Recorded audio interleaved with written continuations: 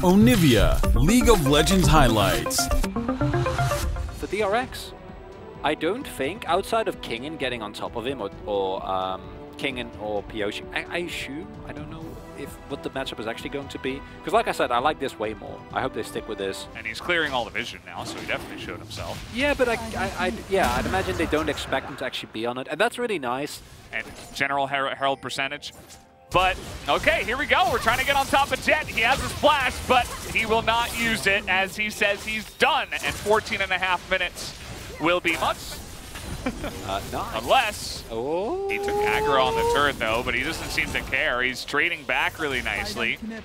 Kind of gets lost in the minions there for a second, but he takes it down. The stopwatch is really valuable. So in that regard, effort kind of getting punished there as, ooh, they can't lose Summit here. Summit, I think he's just so dead. Yep.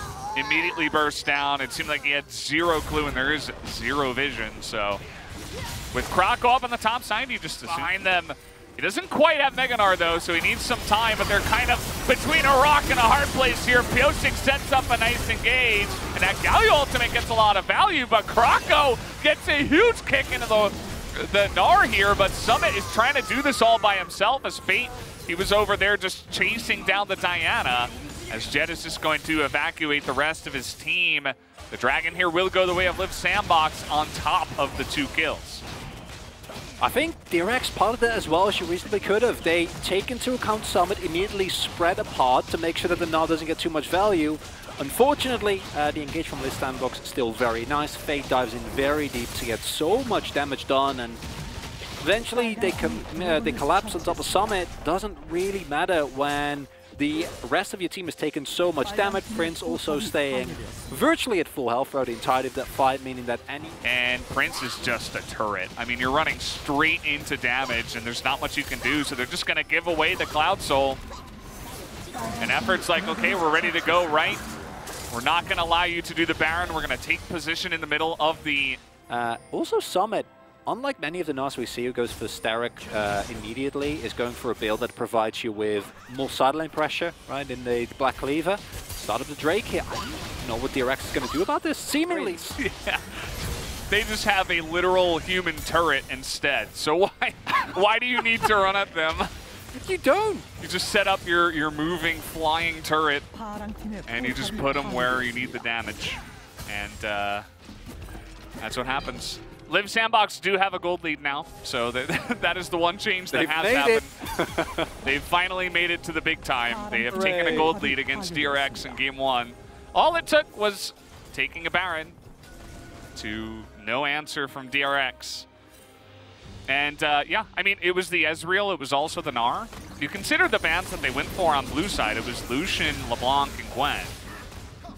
And yeah, I mean, those are scary champions, but at the same time, you're playing against Liiv SANDBOX. You kind of have to ban Gnar and Ezreal, or at least put more focus on it. At least ban Ezreal in the second phase, you know? Yeah. They didn't even do that. We were calling for it. Yeah. You can just get the turret. You don't need to dive here, and Liiv SANDBOX doesn't. It's beautiful. Okay. Summit. Pyosik is trying to make a play happen. No Mega Gnar here, and Summit's just alone. He does have a stopwatch. Tatum's trying to get on top of the Ezreal, who does get over the wall. This Galio ultimate is going to create a lot of space, but here's Fate on the backside as well. Kingen is pretty massive, and he was able to tank up a ton of that damage.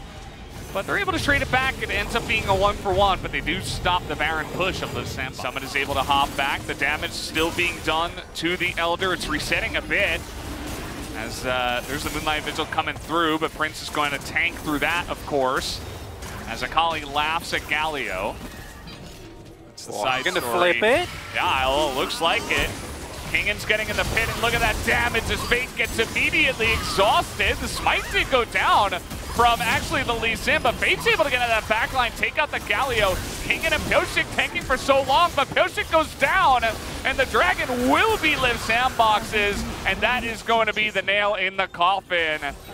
Enough of design games, that's gonna do it. The triple kill comes through for Prince, and with that Elder, they should be able to push for the victory. Stop giving Prince Ezreal!